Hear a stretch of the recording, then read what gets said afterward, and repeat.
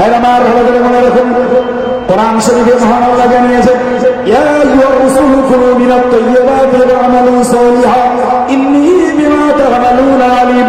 মহান আল্লাহ পাক বলেন, ও আমার প্রিয় রাসূলগণেরা, এই পৃথিবীর উম্মতে মুহাম্মাদী ও রাসূলের উম্মতগণেরা, তোমরা ভালো করে মনে রাখো, কুলু মিনাত তাইয়্যিবাতি ওয়া'মালু সালিহান, তোমরা হালাল খাদ্য খাও, নেক আমল করো, হালাল খাদ্য খাও, নেক আমল তোমরা করো। মহান আল্লাহ পাক কোরআন শরীফে জানিয়ে দিলেন, হালাল খাদ্য গ্রহণ করো, নেক আমল তোমরা করো। নিশ্চিত করে মনে রাখো, ইন্নী বিমা তা'মালুনা আলীম, নিশ্চিত করে তুমি জেনে রাখো, তোমরা যা কিছুই করো সব কিছু আমি সম্পর্কে রয়েছি। তোমাদের সমস্ত কাজগুলো সম্পর্কে আমি আল্লাহর সাক্ষী হয়ে রয়েছি। সুতরাং তুমি মনে রাখো, তুমি হালাল খাদ্যটা খাও, তোমার ইবাদতটা কি তুমি করো। এর থেকে বুঝতে পারা যায়, যদি হারাম খাদ্য খেয়ে আল্লাহর ইবাদত যদি করা হয়, নিশ্চিত হারাম খাদ্যের ইবাদত আল্লাহর কাছে মঞ্জুর হবে না, হবে না, হবে না। এ দুনিয়ার ইমানদার মুসলমান, যারা নামাজের পিছনে মেহনত দিচ্ছেন, যারা জিকিরের পিছনে মেহনত দিচ্ছেন, তাসবিহ পড়ার পিছনে মেহনত দিচ্ছেন, কিংবা আর দুটো মুস্তা ইবাদতের জন্য যারা তাদের শ্রম ব্যয় করছেন, নিশ্চিত আপনার মাথায় এই কথাটাকে রেখে দিন, পশ্চিমকালে মহান আল্লাহ পাক হারামখোরের ইবাদতকে কবুল করেন না, হারামখোরের রোজা আল্লাহর কাছে কবুল হয় না। হারাম খাদ্য যিনি গ্রহণ করেন, তার জিকির তাসবিহ আল্লাহর কাছে মকবুল। আর এটাকে জানো, এটাকে জানো, তোমাদের যাবতীয় কাজ तुम जो कुछ करते हो, जहां करते हो, दिन में हो या रात में हो, सब कुछ हमारी मालूमात में है। अल्लाह के फरमान हमारी मालूमात से तुम्हारा कोई भी काम बाहर नहीं। इसको याद रखे, तुम अपनी दीनी जिंदगी कायम करो। तुम ये ना समझो कि हम नमाज पढ़ते हैं, जिक्र करते हैं, दुआ और तस्बीह को, दुआ और तस्बीह के वजीफा को आप मानते हैं, मगर इसको मालूम करना कि तुम क्या कमाई करते हो, क्या खाते हो, और दूसरा कौन सा गुनाह का काम तुम करते हो, अल्लाह तुम्हारी किसी काम से गाफिल नहीं। ये अकीदा तुमको मजबूत से रहना चाहिए। জি, এটা ভাবলে হবে না ভাই, যে আমি ঈমান এনেছি, ঈমানের পরে দ্বিতীয় বৃহত্তম শ্রেষ্ঠতম ইবাদত अहम इबादत नमाज, इसको भी कायम कर रहे हैं। लिहाजा हम जो कुछ करें सब कुछ से खलासी पा जाएंगे। ये बिल्कुल गलत फहमी जी, इससे कुरान और हदीस की सदाकत की कुछ ताल्लुकात नहीं, इसको याद रखें। এই হাদিস শরীফে রয়েছে, লাউ আন্না নাহারান লিবাদি আহাদিকুম ইয়াগতাসিলু ফীহি ফী কুল্লি ইয়াউমিন 5 মাররাত। জি, হাদিস শরীফে এসেছে, রাসূলুল্লাহ সাহাবায়ে কিরামদেরকে জিজ্ঞাসা করলেন, যদি তোমাদের কারোর ঘরের সম্মুখ দিয়ে একটি নদী প্রবাহিত হয়, आप लोग जानते होंगे, सुने होंगे জি, আর ওই নদীতে যদি কেউ 5 বার গোসল করে, ওই লোকটার দেহে কি কোনো ময়লা থাকতে পারে? তো সাহাবীরা তো গর্জে উঠে জবাব দিলেন, না ইয়া রাসূলুল্লাহ, যে লোকটা 5 বার নদীতে গোসল করছেন তার দেহে তো ময়লা থাকার কথা নয়। রাসূল বললেন, হাদিহি মাসালু সালাওয়াতিল খামস, এটাই হলো 5 ওয়াক্ত নামাজের উদাহরণ। যদি তুমি 5 বার নামাজ পড়ো তাহলে তোমার দেহে ময়লা থাকবে না। সুবহানাল্লাহ। ভাই এই হাদিস আমরা শুনেছি, আলহামদুলিল্লাহ। ভাই মনে রাখবেন, খুব সহজ কথা, একটি কথাকে মনে রাখুন, কোরআন শরীফের একটি আয়াত অপর আয়াতের তাফসীর হয়ে যায়, একটি হাদিস আর এক হাদিসের ব্যাখ্যা হয়। ভাই আমি এক পৃষ্ঠাতে একটি হাদিসকে দেখব, তার উপরেই আমি আত্মবিশ্বাসী হয়ে যাব, কিন্তু আর একটা পৃষ্ঠায় অপর আরেকটি হাদিসকে দেখলে দেখবো যে আমার জানা হাদিসটার আরো বিস্তার ব্যাখ্যা অপর আরেকটি হাদিসে রয়েছে। সুতরাং পশ্চিমকালে একমুখ কোনো হাদিসকে দেখে কোনো চূড়ান্ত সিদ্ধান্ত নেওয়া কোনোদিন কোনো বুদ্ধিমানের কাজ নয়। সর্বোপরি মনে রাখা দরকার, জি, কোন শরীফের শুধু বঙ্গ অনুবাদ, যাতে তফসির নেই। बंगाली अगर कुरान के बंगला तर्जमा पढ़ ले और कोई उर्दू जबान वाले कुरान के कोई उर्दू तर्जमा फिर पढ़ ले, तफसीर से मिलके न पढ़े तो कुरान पढ़ के भी उसको ईमान जाने का खौफ हो। कभी কখনো আমি বাঙালিদেরকে বলবো, কোন শুধুমাত্র অনুবাদের কোরআন শরীফ পড়বেন না। যদি কোরআনের অনুবাদ করতে হয় তাফসীর সহ যা পাবেন তাই পড়বেন। ঠিক পাশাপাশি उर्दू जबान वाला जरा जी मदरी जबान जिनकी उर्दू है उनको भी जानना चाहिए जो कभी कुरान की सिर्फ उर्दू तर्जमा वाली कोई किताब ना पढ़ना चाहिए, बल्कि जिसके साथ तफसीर मिली हुई है ऐसी किताब को पढ़िए, तब तो अपना इल्म मुकम्मल होगा। वरना सिर्फ तर्जमा पढ़ेंगे तो अपना ईमान जाने का अंदेशा मौजूद है। इसके बहुत से मसाले मौजूद है मगर बोलने का मौका नहीं। सिर्फ किसी बात के ऊपर याद रखिए और यकीन रखिए कि सिर्फ तर्जमा पढ़ना आवाम के लिए बहुत खतरनाक है। কি বলেছি বুঝতে পেরেছেন? আপনি হাদিসের কিতাবে একটা হাদিস পড়ে নিলেন যে 5 ওয়াক্ত নামাজ হলো নদীতে 5 বার গোসল করার সমতুল্য। যিনি কোন নদীতে 5 বার গোসল করেন তার দেহে যেমন ময়লা থাকতে পারে না, তবে 5 বার নামাজ পড়লে এটাই যখন 5 বার গোসলের দৃষ্টান্ত গুলো, সুতরাং তার দেহে পাপের ময়লাটি থাকবে না। এটাই হাদিসের বাহ্যিক মর্ম। কিন্তু মনে রাখুন এই হাদিসটাকে বুঝবার জন্য অপর আরেকটি হাদিস আপনাকে বলি।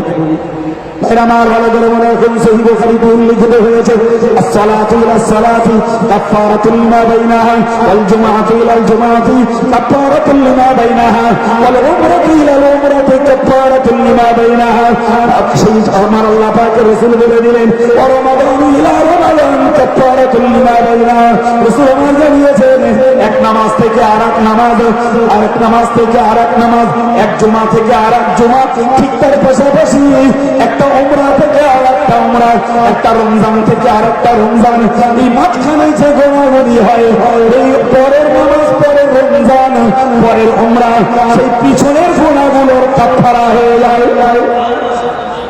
কিন্তু হাদিসের শেষে রাসূলুল্লাহ শর্ত লাগিয়ে দিয়েছেন স্পষ্ট, ইজা কিন্তু বিবাদিল কাবাইর, হে দুনিয়ার ইমানদার মুসলমান ও উম্মতে মুহাম্মাদি, তুমি নিশ্চিত করে মনে রাখো যদি তুমি কবিরা গুনাহ থেকে পরহেজ করো, কবিরা গুনাহ থেকে বাঁচতে পারো, अगर अपने को कबीरा गुनाह से बचा के रखो तब तक दरमियान का गुनाह आपको नमाज और रमजान और उम्रा से माफ होगी। ओ मुसलमान, आपको याद रखना चाहिए कि दरमियान को जो गुनाह मौजूद है वो गुनाह है सगीरा है, कबीरा। সুতরাং আগের হাদিস আর পরের হাদিস দুটিকে একত্রিত করলে এই বর্গ দাঁড়ায় নামাজের বিনিময়ে সগীরা গুনাহ মাফ হয়, রোজার বিনিময়ে সগীরা গুনাহ মাফ হয়, যাকাত দিলে সগীরা গুনাহ মাফ হয়।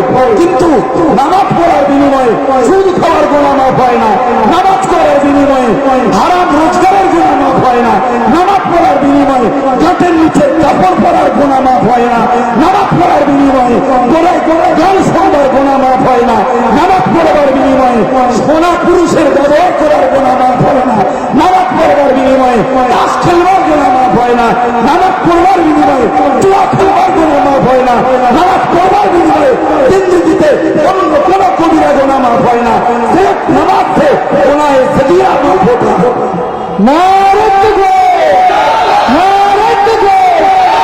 सिलसिला गुरुद्वारा शरीफ, सिलसिला गुरुद्वारा शरीफ, मुफ्तिया दिल करीम से नारे तकबीर। कोई भी मुकर्रिर और कोई भी वाइज जो कोई भी हो, अब लोगों को अगर ऐसे समझा दे कि नमाज से सब खत्म हो जाएगा, जो कुछ भाई कर लो, नमाज अदा कर लो, भाई बिल्कुल आपको धोखा देंगे। बिल्कुल कुरान और हदीस कहीं भी सबूत नहीं कि नमाज से कबीरा गुनाह खत्म होगा। जी हदीस से ही सबूत है नमाज से गुनाह सगीरा तो अपना ही से माफ हो जाएगा। नमाज तो मुमकिन हदीस में मौजूद है মান তালাবাল ইলমা কাফারাতুন লিমা বাইনা রাসূল বলেছেন যারা জ্ঞান অর্জন করতে জ্ঞান অনুসন্ধান করতে যায় আল্লাহ পাক তাদের জীবনের গুনাহকে ক্ষমা করে দেন। বলুন সুবহানাল্লাহ। ভাই আজ আপনারা যারা এসেছেন আমার স্বদেশী ভাইয়েরা বিশেষত যারা রয়েছেন যারা বম্বের বিভিন্ন স্থানে কাজে থাকেন আজ আলহামদুলিল্লাহ তাদের মনের মানুষ দেশের ভাই দেশের আলেমেরা বিশেষ করে পশ্চিমবঙ্গ সুন্নতুল মুসলিমের কর্মকর্তারা আজ এখানে এসেছেন। জি সেই টানে বিভিন্ন স্থানে বোম্বাইতে যারা থাকেন সবাই এখানটায় এসে অনেকে হাজির হয়ে গেছেন আলহামদুলিল্লাহ। কি ভাই ঠিক তো নাকি? জি আলহামদুলিল্লাহ। ভাই আমি আপনাদেরকে বলতে চাইছিলাম জি খুব ভালো করে এই কথাটিকে মনে রাখা দরকার যে আমরা এটাকে যদি ভাবি এটাকে যদি মনে করি যে এই নামাজ পড়লে সব গুনাহ মাফ হয়ে যাবে। আমি সরাসরি হাদিস থেকে বলছি যে মান তারাবাল ইলমা কাফারাতুন লিমা বাইনাহুমা, যে লোকটা জ্ঞান অর্জন করতে বাইরে বেরিয়েছে তার গুনাহগুলির মোচন হয়ে যাবে। সেখানে হাদিস শরীফে সগীরা বা কোন গুনাহে কাবীরা স্পষ্ট করে সারাহাতান হাদিস में मौजूद नहीं, স্পষ্ট হাদিসে উল্লেখিত নেই, স্পষ্ট হাদিসে নির্ণয় করে বলা হয়নি যে গুনাহে সগীরা কিংবা কবীরা। তো আজকে এই মাহফিলের জন্য বোম্বের বিভিন্ন জায়গা থেকে যে ভাইরা এখানে এসেছেন নিশ্চিত তারা তাদের স্বদেশী প্রিয় আলেমদের বক্তব্য শুনবার জন্য তাদের কাছ থেকে কিছু জ্ঞান জোগাড়ের জন্য তো এসেছেন। কেন নামাজ পর্যন্ত যেতে হবে কেন ভাই? এই তো হাদিস বলেছে যে জ্ঞান অর্জন করতে যারা জ্ঞান সন্ধান করতে বার হয় তাদের পিছনের জীবনের গুনাহগুলি মাফ হয়ে যায়। তো इसी से समझ लो अपने पिछले जिंदगी में जी गान सुने हो, बजाना बजाए हो, सूद खाए हो और उससे जितने मुहर्रमात के काम कर लिए हो, आज तो इल्म के हासिल के लिए आए, आपका गुनाह सब खत्म हो जाएगा। नमाज क्यों पढ़ते जाओगे? এই একই বাক্যে চলো, এই বিশ্বাসে কি চলে যান না যে যদি মনে করি নামাজ পড়লেই সব গুনাহ মাফ হয়ে যাবে। আমি হাদিস বলছি জ্ঞান সন্ধান করতে যারা বার হয় তাদের পিছনের গুনাহ মাফ হয়ে যায়। তাহলে তো এই জ্ঞান সন্ধান করতে এসেছি বলে আমাদের বিগত জীবনের যত হারাম রয়েছে সব হারামের গুনাহ তো এখানেই ক্ষমা হয়ে যাবে। ফের আবার নামাজ কেন মেহনত করে পড়বো, রোজা কেন রাখতে যাবো কষ্ট মেহনত করে? ভাই হাদিস যদি এরকমই বুঝি তাহলে তো এই জ্ঞান অর্জন করতে এলেই তো গুনাহ ক্ষমা। বুঝতে পারছেন আমার কথা? জি মনে রাখুন জ্ঞান অর্জন করতে এলে সগীরা গুনাহগুলি মাফ হয়ে যাবে, কিন্তু কবিরা গুনাহ এতেও মাফ হবে না। অথচ যেখানে বলা আছে নামাজ পড়লে গুনাহ মাফ হবে সেটিও যে পর্যায়ের হাদিস, জ্ঞান অর্জন করলে গুনাহ মাফ হবে সেটিও সেই পর্যায়ের হাদিস, একই পর্যায়ের হাদিস। মর্মটা মূল কি? নামাজে বলি, রোজায় বলি, রমজানে বলি, ভাই উমরায় বলি, আর ইলম অর্জন করতে এলে বলি যে গুনাহগুলি মাফ হয় সেগুলো কোন গুনাহ? জোরে বলুন, জোরে বলুন। কবিরা গুনাহ জিন্দেগিতে কশ্চিনকালে ইবাদতের বিনিময়ে মাফ হয় না। জি কবিরা গুনাহর মাফির জন্য শর্ত হলো কি? খালিস দিল से तौबा करो और तौबा की शर्त ही है जी अपने काम के लिए नादिम होना, शर्मिंदा होना, अल्लाह से माफी मांगना, फिर आइंदा जाके उसी काम को दूसरा बार ना दोहराना। যা করা হয়েছে তার জন্য লজ্জিত হওয়া, আগাম লজ্জিত হওয়া, ক্ষমা চাওয়া, আগামী দিনে ওই কাজটা পুনরাবৃত্তি না ঘটানো, এই শর্ত বজায় রেখে যিনি তওবা করবেন যে বিষয়ে ইন্নাল্লাহ ইউহিব্বুত তাওয়াবিন, उसी के लिए ही आया है। अल्लाह तौबा करने वाले को मोहब्बत करता है, तो अल्लाह तौबाकारीদেরকে ভালোবাসেন। उसी के लिए रसूल की हदीस है अत्ताइबु अनिल जम्बी कमन ला जम्बा लहू, जो हकीकत से तौबा करते हैं अल्लाह उसको ऐसे बेगुनाह बना देते हैं कि जिंदगी में कोई गुनाह नहीं किए हैं। जरूर इंसान তার জন্য শর্ত হলো যা করা হয়েছে তার জন্য লজ্জিত হওয়া, আল্লাহর কাছে ক্ষমা চাও, আগামী জীবনে আল্লাহ এই গুনাহ আর করবো না, ইসি কে উপর ইস্তেকামত রাখনা, এর উপরেই অটল অবিচল হওয়া। ভাই এই ভুল ধারণাকে সাফ করুন। জি আমি পশ্চিমবাংলা থেকে বঙ্গের বুকে এসে জি রীতিমতো দায়িত্ব নিয়ে বলছি, अगर आप समझे हैं नमाज से सब गुनाह खत्म हो जाएगा, आपको समझ बिल्कुल गलत है, गलत है, गलत है। अब नमाज तो जरूर कायम कीजिए और अपनी जिंदगी से जितने मुहर्रमात है इनको जितना जल्द हो उसको दूर करने की कोशिश कीजिए, तब तक ये नमाज की जिंदगी आपके लिए इंशाअल्लाह खलासी का दारमदार बन जाएगा। नहीं মনে রাখুন, রাসূল করিম সাল্লাল্লাহু আলাইহি ওয়াসাল্লাম জানিয়েছেন। ভাই আমি আপনাকে খুব স্পষ্ট করে বলছি, মনে রাখুন রাসূল বলেছেন, আল্লাহ লা সাল্লাইতুম হাত্তা তাকুনু কালহিনাই ওয়ালাউ সুমতুম হাত্তা তাকুনু কালাওতার ফালা তানফাউহুম ইল্লা বিল মারাই। আল্লাহ পাক নবী বলেছেন, লা সাল্লাইতুম হাত্তা তাকুনু কালহিনা, যদি তোমরা কেউ নামাজ পড়ে পড়ে তোমার পিঠটা যদি দেশীয় ভাষায় বলছি কুঁজো যদি হয়ে যায়, কুবরাগার বান্দা, এত রুকু জীবনে করেছে যে রুকু করে করে তার পিঠটা সেটা হয়ে গেছে, রুকু থেকে আর পিঠ কোমর থেকে উপরটা আর উঠে খাড়া হয় না, এত পরিমাণ রুকু তার জীবনে করেছে। রাসূল বললেন, লাউ সাল্লাইতুম হাত্তা তাকুনু কাল ইমাম, যদি রুকু করে করে তোমার পিঠটা যদি কুঁজো সমতুল্য জি হয়ে যায়, ওয়ালাউ সুমতুম হাত্তা তাকুনু কালাওতার, রোজা রেখে রেখে তুমি এমন হালকা পাতলা লিখে দিকে যদি তুমি তৈরি হয়ে যাও, ফালা তানফাউহুম ইল্লা বিল ওয়ারাই, নিশ্চিত তোমার নামাজ তোমার রোজা ততক্ষণ তোমার উপকারে আসবে না যতক্ষণ পর্যন্ত তুমি তোমার জীবনে পরহেজগারিতা অবলম্বন না করবে।